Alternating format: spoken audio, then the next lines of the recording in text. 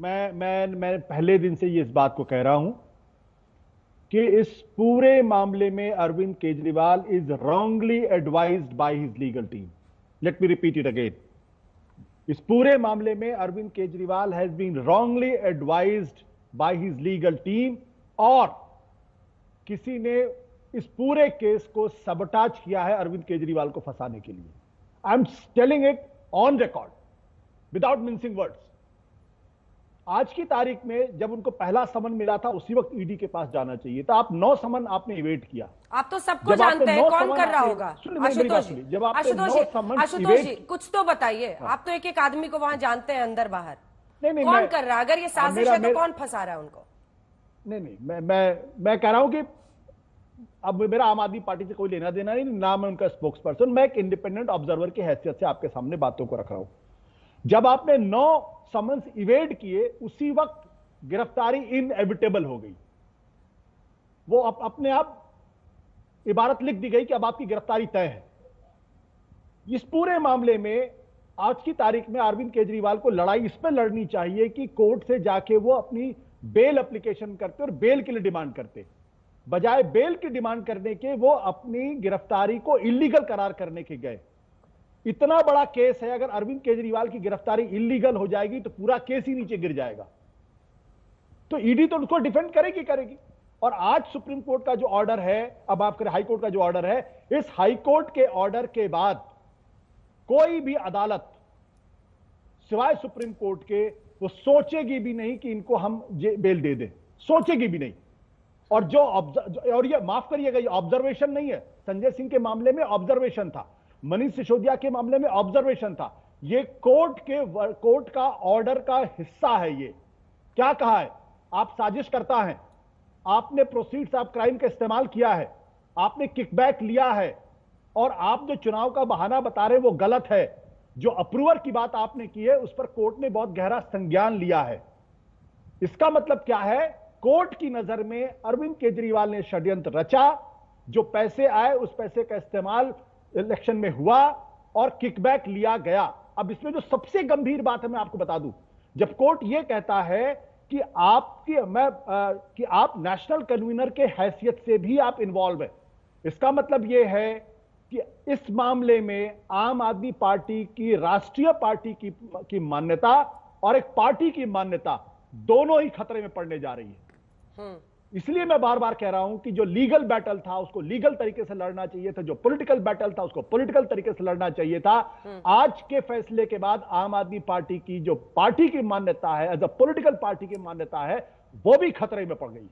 तो अब ये ऐसा ब्लंडर कोई बड़ा वकील नहीं कर सकता। जो जानते हो अच्छी तरीके से जानते हैं इसको कि इसके कॉन्सिक्वेंसेस क्या होंगे। सुप्रीम कोर्ट में अब इनको जाके अब अगर सुप्रीम कोर्ट से रिलीफ मिल जाए तो बड़ी बात है, लेकिन हाई कोर्ट के इतने बड़े फैसले के बाद से सुप्रीम कोर्ट से रिलीफ मिलना मुझे मुश्किल लगता है। आशुतोष जी, अभिषेक मनु सिंघवी है इनके वकील, क्या इशारा कर रहे हैं आप? मैं अभिषेक मनु सिंघवी की तरफ कोई इशारा नहीं कर रहा हूं, क्योंकि देखिए वकील जो क्लाइंट होता है उनके कहने पे चलता है। वकील अपनी राय देता है कि हमको ये रणनीति लेनी चाहिए, ये रणनीति लेनी चाहिए, इस स्ट्रेटजी पे काम करना चाहिए, इस तरीके से लीगल मूव करना चाहिए, लेकिन अंततः तो बात क्लाइंट की होती है, क्योंकि वकील तो क्लाइंट की तरफ से लड़ता है ना। तो मैं अभिषेक मनु सिंघवी को जिम्मेदार नहीं ठहरा रहा हूं। मैं सीधी सी बात कर रहा हूं कि आज जो हाईकोर्ट का फैसला है, इस हाईकोर्ट के फैसले के बाद, माफ करिएगा मैं बहुत कड़वे शब्द का इस्तेमाल कर रहा हूं, अरविंद केजरीवाल का जेल से निकलना बहुत बहुत बहुत मुश्किल हो गया है। जो सवाल मैंने आपसे पूछा था वो इसलिए क्योंकि आज ही 13 साल हो रहे हैं। अन्ना आंदोलन आज खत्म हुआ था 9 अप्रैल 2011। पूरे 13 साल हो गए। इसीलिए मैं बार बार आप लोगों को, आपको खास तौर पर आशुतोष जी, रामलीला मैदान ले जा रही थी। इससे पहले कि मैं आगे बढ़ूं, एक आखिरी सवाल। ये अंजना, ये रामलीला मैदान की बात नहीं थी, ये बात थी जंतर मंतर की, जो पहला आंदोलन हुआ था। जो पहला आंदोलन हुआ था, ठीक है। जंतर मंतर ही हिंदुस्तान ने वर्ल्ड कप जीता था, और वर्ल्ड कप जीतने के बाद पूरे मुंबई में वो गाड़ी घूमी थी, और उसके बाद ये जंतर मंतर का आंदोलन शुरू हुआ था। ठीक है, जंतर मंतर ही चलते हैं, तो जंतर मंतर चलिए मेरे साथ। मेरा सवाल दरअसल एक नैतिकता वाला सवाल है। क्या उनकी स्ट्रैटेजी होनी चाहिए? क्या उन्होंने स्ट्रैटेजी की? क्या उनको कोई साबोटाज कर रहा है? क्या कोर्ट ने कहा जेल से निकल पाएंगे, नहीं निकल पाएंगे? ये मेरा प्रश्न नहीं था। मेरा प्रश्न आपसे यह है कि नैतिकता की धुरी पर आज ये पार्टी कहां पर दिखाई देती है आपको, अगर आप जंतर मंतर पर खड़े हो?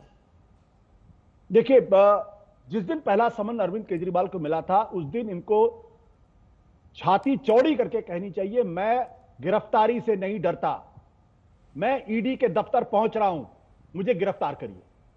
जिस दिन आप ये मॉरल स्टैंड ले लेते, उस दिन ईडी को और सरकार को भी गिरफ्तार करने में 10 बार सोचना पड़ता, क्योंकि अरविंद केजरीवाल की जो मॉरल कैपिटल थी वो बहुत हाई है। मैं आज भी मानता हूं, इस देश में उनकी जो मॉरल कैपिटल है वो दूसरे बहुत सारे नेताओं की तुलना में ज्यादा है।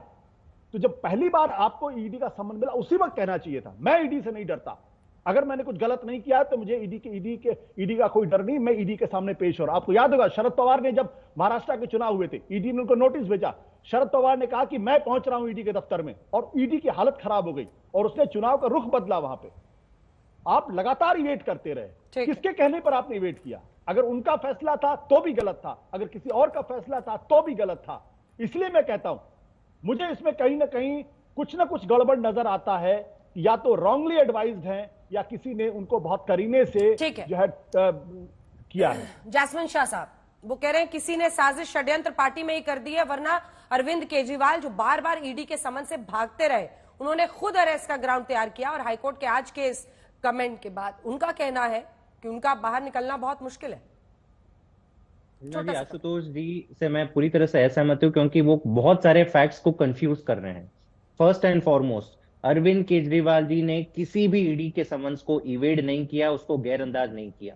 हर समन्स का डिटेल में लीगल रिस्पॉन्स भेजा है और चैलेंज किया है कि ये समन्स लीगल क्यों नहीं है, इलीगल समन्स है। देखिए, ईडी भी देश के संविधान के अंदर आता है। ईडी बुला दे और आपको जाना वो जरूरी नहीं, आप सवाल पूछ सकते हो।